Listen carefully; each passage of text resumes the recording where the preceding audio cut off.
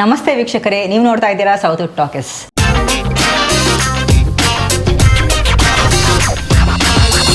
Ron cinema ತಂಡದವರು ನೋಡ್ಕೆ ಇದ್ದಾರೆ. ನವೆಂಬರ್ 7ರಂದು ಈ ಸಿನಿಮಾ ರಾಜ್ಯಾದ್ಯಂತ ಬಿಡುಗಡೆ ಆಗ್ತಾ ಇದೆ.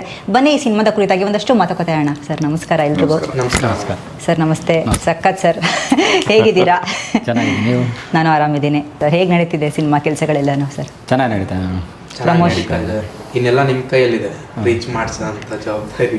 ವಂಡರ್ಫುಲ್. ಉತ್ತರ ಕರ್ನಾಟಕ ಒಂದು ರೌಂಡ್ ಹಾಕೊಂಡು ಬಂದ್ರಿ ಅಂಡ್ ಸಖತ್ತಾಗಿರುವಂಥ ಒಂದು ಹಾಡು ಆ್ಯಕ್ಚುಲಿ ರಿಲೀಸ್ ಆಯಿತು. ಅದು ಬಂದ್ಬಿಟ್ಟು ಬಸನಗೌಡ ಪಾಟೀಲ್ ಸರ್ ಅವರು ರಿಲೀಸ್ ಮಾಡಿದಂಥ. ಹೇಗಿದೆ ಸರ್ ರೆಸ್ಪಾನ್ಸ್ ಎಲ್ಲ ಉತ್ತರ ಕರ್ನಾಟಕದ? ಅಲ್ಲಿಗೆ ಹೋದಂತ ನಿರ್ದೇಶಕರು ನಟರು ಇಲ್ಲ, ಆ ಕಡೆ ಪ್ರತಿಯೊಂದು ಜನ ಕೂಡ ಇಷ್ಟಪಟ್ರು ಆ ಸಾಂಗ್ ನ. ಆಮೇಲೆ ಯತ್ನಾಳ್ ಸರ್ ಅವರು ತುಂಬಾ ಖುಷಿ ಪಟ್ರು ಆ ದೇವಿ ಸಾಂಗ್, ಕಾಳಿ ದೇವಿಯಾಗಿ ಬಾ ಅನ್ನೋದನ್ನ. ನಮ್ಮ ನಾಗೇಂದ್ರ ಪ್ರಸಾದ್ ಸರ್ ತುಂಬಾ ಅದ್ಭುತವಾಗಿ ಬರ್ಕೊಟ್ಟಿದ್ರು ಅದನ್ನ. ನಮ್ಗೇನು ಸುಮಾರು ಬರೀ 1 hour ಅಲ್ಲೇ ಬರ್ಕೊಟ್ರು ಅಷ್ಟೇ.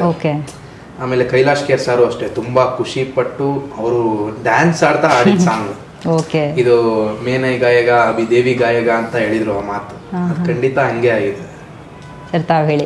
ಇಲ್ಲ, ಎಲ್ಲರೂ ಭಾಳ ಇಷ್ಟಪಟ್ಟರು ಮೇಡಮ್. ರೆಸ್ಪಾನ್ಸ್ ಚೆನ್ನಾಗಿ ಬರ್ತಾ ಇದೆ. ಯತ್ನಾಳ್ ಸರ್ ಅಷ್ಟೇ ಫುಲ್ ಖುಷಿ ಪಟ್ಟರು. ಇಲ್ಲ ಚೆನ್ನಾಗಿ ಮಾಡಿದ್ರು ಅಂತೇಳಿ ಅಪ್ರಿಷಿಯೇಟ್ ಮಾಡಿದ್ರು. ಅಲ್ಲಿ ಜನ ಅಷ್ಟೇ ಪ್ರೀತಿ ತೋರಿಸಿದ್ರು. ಭಾಳ ಖುಷಿ ಪಡ್ತಾ ಇದ್ದಾರೆ ಮೇಡಮ್.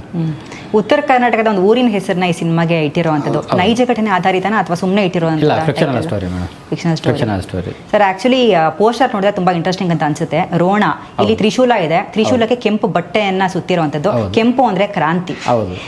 ಮತ್ತೆ ಏನಂದ್ರೆ ಒಂದಷ್ಟು ಮಣ್ಣಿನ ಟೆಕ್ಸ್ಚರ್ ಕೂಡ ಇದೆ ರೋಣ. ನಾವು ನೋಡಿದ್ರೆ ಭೂಮಿ ಮಣ್ಣಿನ ಟೆಕ್ಸ್ಚರ್ ಕೂಡ ಇದೆ. ಮತ್ತೆ ಇವಾಗ ತ್ರಿಶೂಲ ಅಂದ್ರೆ ದೇವಿಯ ಏನು ಒಂದು ಆಯುಧ. ಎಲ್ಲಾ ಕಡೆ ಟೀಸರ್ ನಲ್ಲಿ ದೇವಿ ಬಗ್ಗೆ ಒಂದಷ್ಟು ಅಂದ್ರೆ ಪ್ರಸ್ತಾಪನೆ ಆಗುತ್ತೆ.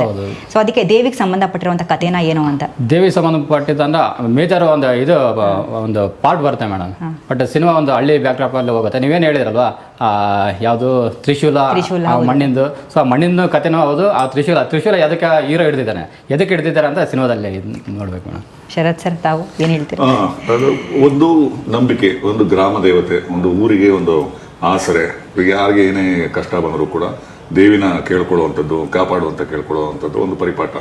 ಸೊ ಆ ರೀತಿಯಲ್ಲೂ ಕೂಡ ಇದು ಸಾಂಕೇತಿಕವಾಗಿ ಈ ಹಳ್ಳಿಗೆ ತೊಂದರೆ ಬಂದಾಗ, ಕಷ್ಟ ಬಂದಾಗ ಆ ತಾಯಿಯ ಆಶೀರ್ವಾದ ಇರಲಿ, ಆ ತಾಯಿ ನಮ್ಮನ್ನು ಕಾಪಾಡಲಿ ಅನ್ನೋದು ಒಂದು ಎಲಿಮೆಂಟ್ ಕೂಡ ಇದರಲ್ಲಿ ಇದೆ. ಆಮೇಲೆ ಮಣ್ಣಿನ ಕತೆ, ಮಣ್ಣಿಗೆ ಸಂಬಂಧಪಟ್ಟ ಕತೆ, ಮಣ್ಣಿಗೆ ಆ ಬೇರಿನಲ್ಲಿ ಇರುವಂತಹ ಜನರ ಕತೆ. ಸೊ ಆ ಜನರಿಗೆ ಕಾಯುವಂತಹ, ಅದರ ಒಳಿತನ್ನ ಬಯಸುವಂತಹ, ಸೌಹಾರ್ದತೆಯಿಂದ ಇರುವಂತಹ ಒಂದು ಪಾತ್ರ. ಆ ಊರಿನ ನಾಯಕ ರಾಮಕೃಷ್ಣಯ್ಯ ಅನ್ನುವ ಪಾತ್ರ.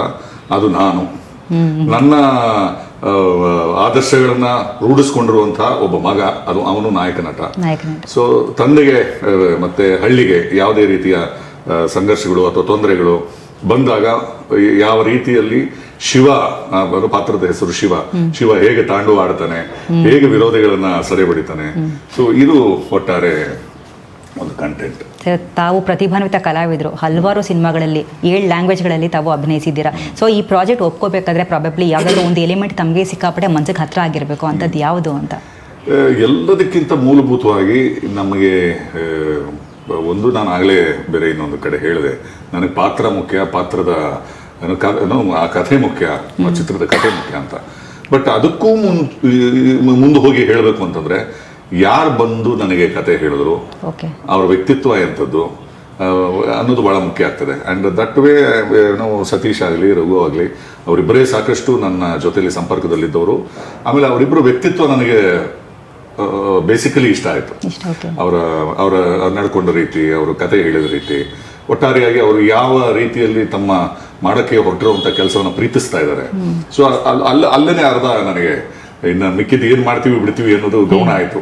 ಬಟ್ ಅವರ ವ್ಯಕ್ತಿತ್ವದಿಂದ ನನ್ನನ್ನು ಗೆದ್ರು, ಅವರ ಪಾತ್ರ ಪೋಷಣೆಯಿಂದ ನನ್ನನ್ನು ಗೆದ್ರು, ಅವರ ಕಥೆಯಿಂದ ನನ್ನನ್ನು ಗೆದ್ರು. ಸೊ ಹಾಗಾಗಿ ನನಗೂ ಕೂಡ ಈ ತರದ ಯುವ ತಂಡಗಳು ಸಾಕಷ್ಟು ಜನ ಬಂದು ಹೇಳ್ತಾ ಇರ್ತಾರೆ. ಬಟ್ ಎಲ್ರಿಗಿಂತ ಭಿನ್ನವಾಗಿ ನಡ್ಕೊಂಡು ಆ ಪ್ರೀತಿಯನ್ನ ಕೊಟ್ರು. ಸೊ ಆ ಪ್ರೀತಿಗೆ ನಾನು ಸೋತು ಹೋಗಿ ಈ ಕೆಲಸ ಮಾಡ್ತೀನಿ. ಸಾಕಷ್ಟು ಜನ ಹಿರಿಯ ಕಲಾವಿದರು ಒಂದ್ ಕಡೆ, ಒಂದಷ್ಟು ಕಲಾವಿದರು ಸೈಡ್ ಲೈನ್ ಆಗಿದ್ದಾರೆ. ನೀವೇನೋ ಪೀಕಲ್ ಸಾಕಷ್ಟು ಕೆಲಸಗಳನ್ನ ಮಾಡ್ತಿದ್ದೀರಾ, ಅದ್ಭುತವಾದಂತ ಆಬ್ವಿಯಸ್ಲಿ ತಮ್ಮ ಪಾತ್ರಗಳಾಗಿರ್ಬೋದು. ಏನು ಹೇಳ್ತಾರೆ ಅದ್ರ ಬಗ್ಗೆ? ಎಲ್ಲ ಖುಷಿ ಕೊಡ್ತಿದೆ. ನಾನು ಖುಷಿ ಕೊಟ್ಟಂತ ಕೆಲಸ ಮೊದಲು ಶುರುವಿನಲ್ಲಿ ನಾವು ಬಂದಾಗ ಈ ಹುಡುಗರ ರೀತಿಯಲ್ಲೇ ಅವಕಾಶಗಳಿಗೋಸ್ಕರ ಪ್ರತಿ ದಿವಸ ಕಾಯುವಂಥದ್ದು ಇರ್ತಿತ್ತು. ಪ್ರತಿ ದಿವಸ ನಮ್ಮ ಹೆಸರೇನಾದ್ರೂ ಮಾಡಿದ ಪಾತ್ರದ ಚಿತ್ರದ ಇದರಲ್ಲಿ ಶುಕ್ರವಾರದ ಪೇಪರ್ಗಳಲ್ಲಿ ನಮ್ಮ ಹೆಸರೇನಾದ್ರು ಬಂತ ಅಂತ ನೋಡ್ತಾ ಹುಡುಕಿ ಕಾಯುವಂತ ದಿವಸಗಳಿತ್ತು. ಯಾರಾದ್ರೂ ಹಾಕೊಂಡಿದಾರಾ ಅಥವಾ ಹಾಕಿ ಮಾಡಿದ ಮೇಲೆ ಅದರ ಬಗ್ಗೆ ಏನಾದ್ರು ಬರೆದಿಯಾರ ಅನ್ನೋದು ಆ ತರದ ಆತಂಕದ ದಿವಸಗಳು ಬೆಳೆಯುವ ಹಂತದಲ್ಲಿ. ಎಷ್ಟೋ ಸಮಯ ಖುಷಿ ಕೊಡ್ತಿತ್ತು, ಕಾಣಿಸ್ಕೊಳ್ದೆ ಹೋದಾಗ ದುಃಖ ಆಗ್ತಾ ಇತ್ತು. ಸೊ ಆ ಎಲ್ಲ ಆತಂಕಗಳನ್ನ ಈ ಹುಡುಗರು ಇವತ್ತು ಈ ಒಂದು ಹೊಸ ಪಿಕ್ಚರ್ ಮಾಡಿ ನೋಡ್ತಾ ಇದ್ದಾರೆ. ಸೊ ಅದಾದ ನಂತರ ಬಹಳಷ್ಟು ವರ್ಷಗಳು ಯಶಸ್ಸು ಸಿಗಬೇಕಾದ್ರೆ ಕಳೀತು. ನನಗೇನು ಓವರ್ ನೈಟ್ ಬಂದತ್ತಲ್ಲ, ಒಂದು 13, 14, 15 ವರ್ಷಗಳು ಕಾದು ಒಳ್ಳೊಳ್ಳೆ ಸಿನಿಮಾಗಳು ಒಳ್ಳೊಳ್ಳೆ ಪಾತ್ರಗಳು ಮಾಡಿದ್ರು ಕಮರ್ಷಿಯಲಿ ಸಕ್ಸಸ್ ಸಿಕ್ಕಿರ್ಲಿಲ್ಲ. ಸೊ ಸಿಗೋಕ್ ಜಬ್ ಭಗವಾನ್ ದೇತಾಯ ಚಪ್ಪಲ್ ಪಾಡಿಕೆ ದೇತಾಯ ಅನ್ನೋ ಹಾಗೆ ಆಫ್ಟರ್ ಆ ದಿನಗಳು ಮತ್ತೆ ಸಾರಥಿ. ಸೊ ಅಲ್ಲಿಂದ ನನಗೆ ಅವಕಾಶಗಳು ಬರೋದು ಶುರು ಆಯ್ತು. ಸೊ ಇಲ್ಲಿವರೆಗೆ ಖುಷಿ ಕೊಟ್ಟಿದೆ, ಸಾಕಷ್ಟು ಚಿತ್ರಗಳು ಮಾಡಿದ್ದೀನಿ, ಬೇರೆ ಬೇರೆ ಭಾಷೆಗಳಿಂದನೂ ಕರಿತಾ ಇರ್ತಾರೆ. ಸೊ ನಾನು ಇಷ್ಟಪಟ್ಟು ಇನ್ನು ಕೊನೆ ಉಸಿರಿರೋವರೆಗೂ ಅಭಿನಯಿಸಬೇಕು ಅನ್ನೋ ಆಸೆ ಇದೆ. ಸೊ ಎಲ್ಲಿವರೆಗೂ ಭಗವಂತ ಕರ್ಕೊಂಡು ಹೋಗ್ತಾನೆ ಅಲ್ಲಿವರೆಗೂ ಹೋಗ್ತಾ ಇರೋದು ಅಷ್ಟೇ. Wonderful sir.